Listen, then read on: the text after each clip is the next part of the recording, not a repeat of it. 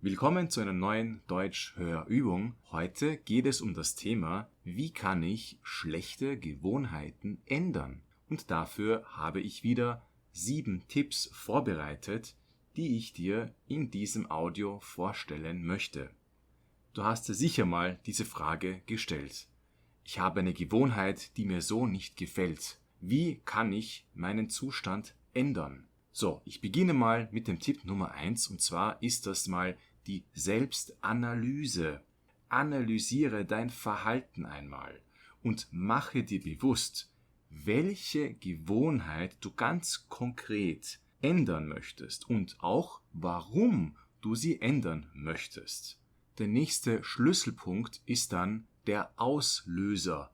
Was löst genau diese schlechte Gewohnheit aus? Ich gebe dir ein konkretes Beispiel.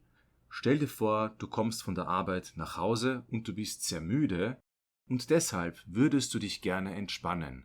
Man kann sich aber natürlich auf sehr verschiedene Art und Weisen entspannen. Trotzdem scrollen wir sehr oft einfach auf dem Handy und haben das Gefühl, das ist die ideale Form der Entspannung. Das stimmt aber natürlich nicht, sondern am Ende ärgern wir uns, dass wir so viel Zeit am Handy verschwendet haben. Der Auslöser ist, ich brauche Entspannung oder ich bin müde. Dieser Punkt, dieses Problem möchte befriedigt werden. Und damit weißt du, was die Gründe für eine bestimmte schlechte Gewohnheit sind. Und dann geht es zum nächsten Punkt. Plane alternative Handlungen. Wenn man eine Gewohnheit ändern möchte, kann man 3 Dinge tun. Entweder man eliminiert diese Gewohnheit komplett oder man macht es ein bisschen weniger, man reduziert diese Gewohnheit irgendwie. Die dritte Möglichkeit ist, einen Ersatz zu finden. Das heißt, plane in diesem Fall alternative Handlungen. Konkret gesagt, überlege dir im Voraus andere Optionen, die du anstelle der schlechten Gewohnheit ausführen könntest.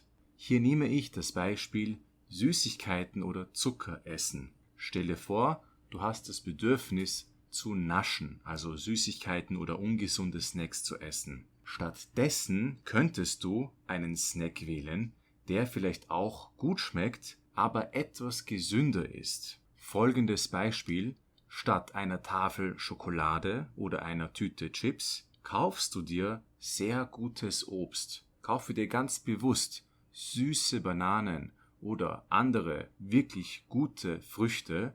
In diesem Fall isst du zwar auch etwas, das süß ist oder gut schmeckt, aber im Endeffekt ist es gesünder und besser als Schokolade oder Chips. Du weißt also, wenn du in die Situation kommst, dann weißt du schon, was du in diesem Fall machst. Der nächste Tipp wäre, dass du versuchst, diese Auslöser gänzlich zu vermeiden. In diesem Fall nehme ich das Beispiel weniger Alkohol trinken. Versuche Situationen zu vermeiden, in denen du normalerweise sehr viel Alkohol trinkst. Beispielsweise, wenn du in eine Bar gehst. Anders gesagt, mach dir bewusst, in welchen Situationen welche schlechten Gewohnheiten besonders verführerisch sind. Und es ist doch viel einfacher, diszipliniert zu bleiben, wenn man sich schon im Voraus nicht in diese Situation bringt, wo man die schlechte Gewohnheit macht. Allein mit Willensstärke ist es viel schwieriger, eine Gewohnheit zu ändern. Eine große Hilfe ist also, sich eine eigene Struktur zu schaffen. Eine weitere Möglichkeit ist, dass du dir Unterstützung von außen suchst.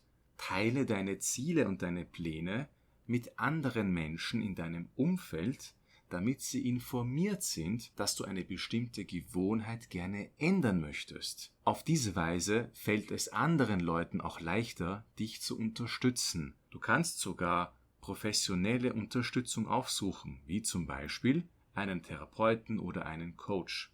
Und wenn man diesen Prozess der Gewohnheitsänderung mit anderen zusammen durchläuft, dann hilft es auch, motiviert zu bleiben. Der 5. Punkt ist das Thema Belohnungssystem. Es ist durchaus wichtig, dass man sich regelmäßig belohnt und sich bewusst macht, was für Fortschritte man schon erzielt hat, damit man immer weiß, dass man auf dem richtigen Weg ist. Schlechte Gewohnheiten haben ja gerade diesen Effekt der sofortigen Belohnung, auf Englisch Instant Gratification, und genau diesen Modus können wir auch für positive Gewohnheiten und gute Veränderungen einsetzen und nutzen. Folgendes Beispiel.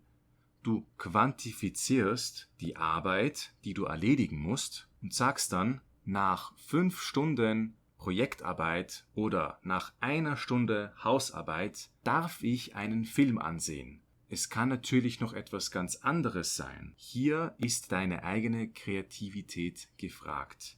Es geht einfach darum, eine sofortige, gute Belohnung für dich zu kreieren, damit du motiviert bleibst und deinen Fortschritt siehst. Und so kommen wir zum Punkt Nummer 6, schlechte Gewohnheiten durch positive ersetzen. Hier nehme ich das Beispiel Internetsucht. Du würdest gerne weniger Videos schauen und stattdessen mehr Bücher lesen. Eine konkrete Möglichkeit wäre, dass du dir ein Buch auf dein Bett legst oder vielleicht sogar mit rausnimmst, wenn du auf dem Weg zur Arbeit bist oder woanders hingehst.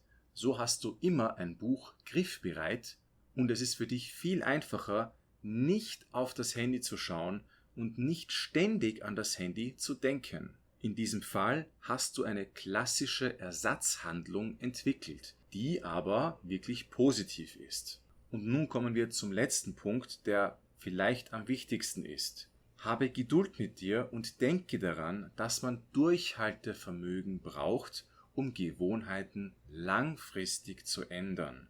Man sollte nicht erwarten, dass man über Nacht sofort alles ändern kann. In diesem Sinne ist es wichtig, sich realistische Ziele zu setzen und es ist noch wichtiger, jeden Fortschritt wirklich zu feiern. Mache dir immer wieder und regelmäßig bewusst, wie weit du schon gekommen bist und welche Dinge sich in deinem Leben verbessert haben. So wirst du auch langfristig motiviert bleiben. Und das waren für heute wieder einige Tipps, diesmal zum Thema, wie kann man schlechte Gewohnheiten ändern? Ich hoffe, das Video war einerseits hilfreich zum Deutschlernen und andererseits auch interessant und nützlich für euer Leben im Allgemeinen. Wir sehen uns im nächsten Video.